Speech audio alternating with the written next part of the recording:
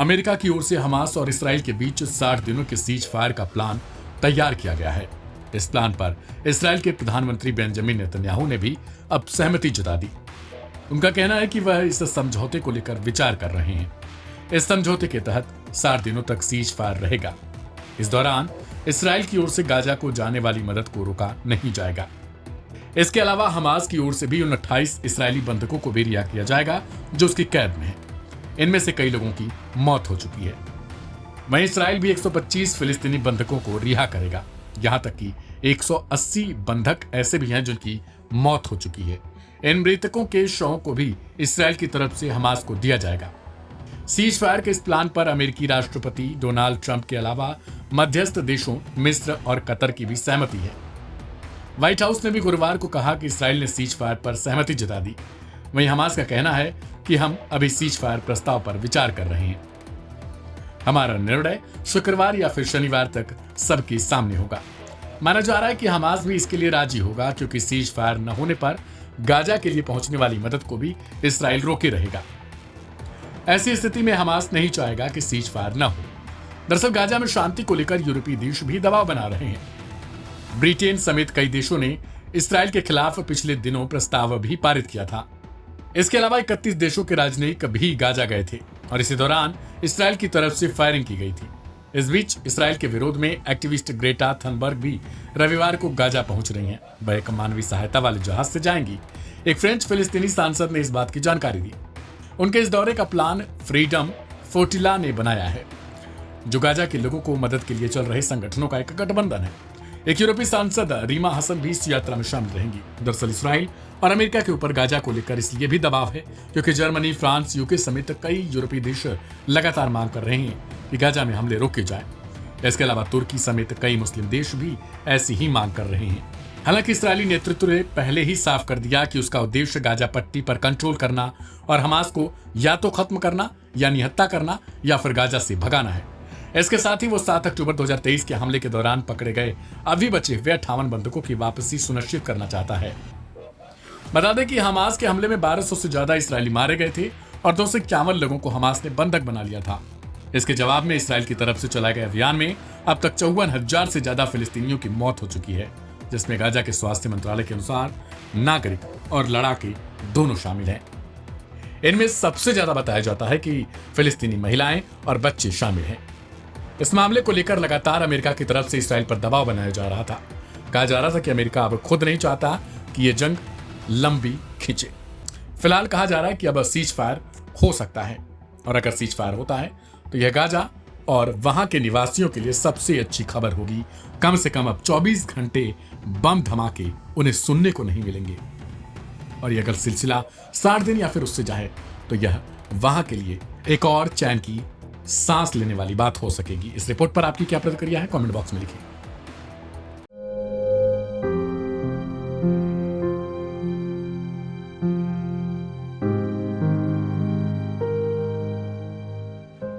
डेढ़ साल से जंग की आग में जल रहे गजा में हालात बद से बदतर होते जा रहे हैं।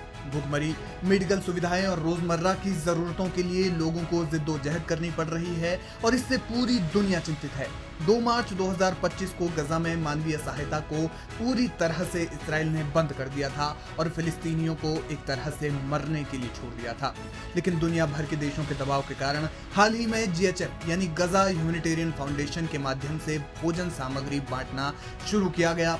लेकिन इस फाउंडेशन को संयुक्त राष्ट्र और उनसे संबद्ध अन्य संस्थाएं जैसे UNRWA और OCHA के अलावा गजा में मानवीय सहायता कर रही अन्य संस्थाएं नकार चुकी हैं। वे इसे मान्यता नहीं देते। दरअसल ये संगठन अमेरिका और इसराइल समर्थित संगठन है और संयुक्त राष्ट्र का मानना है कि इसका राजनीतिकरण किया जा रहा है और GHF के माध्यम से इसराइल जंग के समय में लोगों की भूख को हथियार बनाकर इस्तेमाल कर रहा है। ये बातें सिर्फ हवा हवाई नहीं है, बल्कि इसके कई कारण हैं।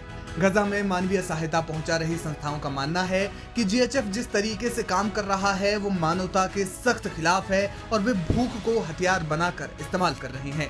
संस्थाएं मानती हैं कि GHF का उद्देश्य फिलिस्तीनियों के विस्थापन को बढ़ावा देना है। यही वजह है कि 25 मई को इसके एग्जीक्यूटिव डायरेक्टर जेक वुड ने इस्तीफा दे दिया था। उन्होंने अपना पद छोड़ते हुए GHF पर कई संगीन आरोप लगाए।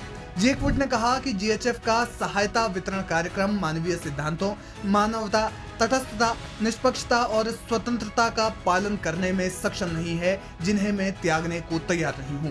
गजा में भूखमरी के संकट स्तब्ध करने वाले और हृदय विदारक हैं और मैंने जीएचएफ को एक स्वतंत्र मानवीय संगठन के रूप में स्थापित करने की कोशिश की थी। उन्होंने कहा कि इस्राएल समर्थित इस योजना को लागू करना निजी ठेकेदारों और इस्राएली सैन्य नियंत्रण के तहत दक्षिणी गजा में सीमित वितरण केंद्रों पर केंद्रित थी। जेक वुड ने जीएचएफ की फंडिंग पर भी सवाल उठाए थे। जेक वुड जीएचएफ की इस्राएल समर्थित योजना को मानवता के सिद्धांतों के अनुरूप नहीं मानते थे, इसलिए उन्होंने इस्तीफा दे दिया। हालांकि दूसरी ओर जीएचएफ ने इस कड़ी आलोचना को अस्वीकार कर दिया है। अब सवाल यह है कि जीएचएफ गजा में काम कैसे कर रहा है। गजा ह्यूमैनिटेरियन फाउंडेशन की ओर से फिलिस्तीनियों को खाने के बॉक्स और अन्य जरूरत का सामान उनके सेंटर्स पर ही मिलता है, जो ज्यादातर दक्षिणी गजा में है। इससे उन लोगों को तकलीफ होती है जो युद्ध के कारण विकलांगता की स्थिति में पहुंच गए हैं। गजा ह्यूमैनिटेरियन फाउंडेशन भूख से प्रभावित फिलिस्तीनियों की सुरक्षा जांच करता है। जांच पूरी होने के बाद उन्हें भोजन या अन्य जरूरत का सामान दिया जाता है। कुछ रिपोर्ट्स में दावा किया गया है कि उनका रजिस्ट्रेशन भी किया जाता है और ये पूरी प्रक्रिया इस्राएली अधिकारियों द्वारा मॉनिटर की जाती है। जीएचएफ के सेंटर सिक्योरिटी गार्ड्स और इस्राएली सेना की सुरक्षा से घिरे हुए हैं। ये सेंटर्स उन इलाकों में हैं जो इस्राएली सेना के नियंत्रण में है, यानी कि दक्षिणी गजा में।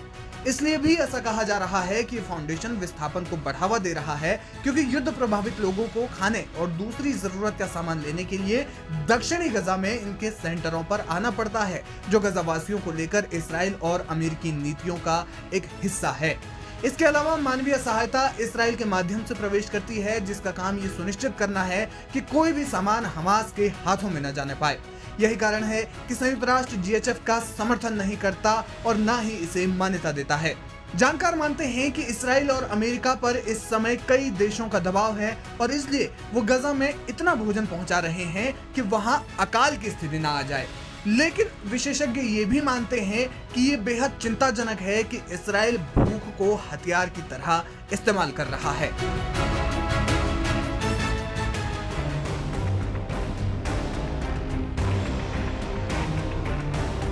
गाजा में हालात बेहद खराब हो चुके हैं।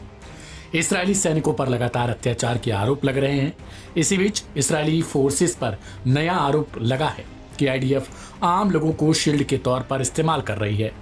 एक फिलिस्तीनी युवक ने बताया कि जब उसे इस्राएली सेना ने हिरासत में लिया तो केवल तभी उसकी आंखों की पट्टी और हाथों की रस्सियां हटाई जाती जब यह होता कि इंसानी ढाल के तौर पर उसका इस्तेमाल किया जाना है। 36 साल के इस फिलिस्तीनी युवक ने बताया कि उसे सेना की वर्दी पहनाई गई और उसके सिर पर एक कैमरा फिट किया जाता है। इसके बाद उसे निगरानी के लिए मैदान में उतार दिया गया। युवक ने बताया कि यह सब पहनाने के बाद उसे गजा में बने घरों में भेज दिया गया ताकि वह यह पता लगा सके कि वहां पहले से कोई बम या हथियारबंद शख्स पहले से मौजूद तो नहीं। हैरान करने वाली बात है कि आईडीएफ यूनिट बाय यूनिट युवकों का इस्तेमाल करती है, यानी एक यूनिट का काम खत्म हुआ तो उसी फिलिस्तीनी शख्स को दूसरे यूनिट को सौंप दिया जाता। अब दूसरी यूनिट इसी तरीके से अपने काम को समाप्त करने के बाद उसी शख्स को तीसरे यूनिट को भेज देती, यानी यूनिट बाय यूनिट एक ही शख्स का लगातार इस्तेमाल, वो भी एक सर्विलांस के लिए। एक फिलिस्तीनी शख्स हमदान ने बताया, उन्होंने मुझे पीटा और कहा तुम्हारे पास कोई और ऑप्शन नहीं है, या तो ये तय करो या मरने के लिए तैयार रहो। मुझे पिछले साल गर्मियों में लगभग 2.5 हफ्ते तक इस्राएली सेना ने उत्तरी गाजा में बंधक बनाकर रखा था। यही नहीं बल्कि कुछ मीडिया रिपोर्ट के मुताबिक एक इस्राएली अधिकारी ने नाम ना छापने की शर्त पर एक न्यूज एजेंसी को बताया कि ऐसे आदेश अक्सर ऊपर से ही आते हैं और कई बार लगभग हर यूनिट किसी न किसी फिलिस्तीनी युवक को इस तरह इस्तेमाल करती थी। कई फिलिस्तीनियों और इस्राएली सैनिकों ने बताया कि इस्राएली सेना गजा में बार बार लोगों को इंसानी ढाल की तरह इस्तेमाल कर रही है। एपी से बातचीत में कुछ इस्राएली सैनिकों ने खुलासा किया कि सेना में मच्छर प्रोटोकॉल नाम की एक प्रक्रिया अपनाई जाती है, जिसके तहत फिलिस्तीनी नागरिकों को जबरन सैन्य अभियानों में आगे किया जाता है, यानी उन्हें मानवीय ढाल बनाया जाता है। सैनिकों ने बताया कि इस रणनीति को अपनाने के पीछे का तर्क कह दिया जाता है कि इससे ऑपरेशन तेज होगा और गोला बारूद की बचत होगी और युद्धों में कुत्तों की मौत से बचा जा सकता है। लेकिन असलियत में यह एक क्रूर और शर्मनाक प्रथा है।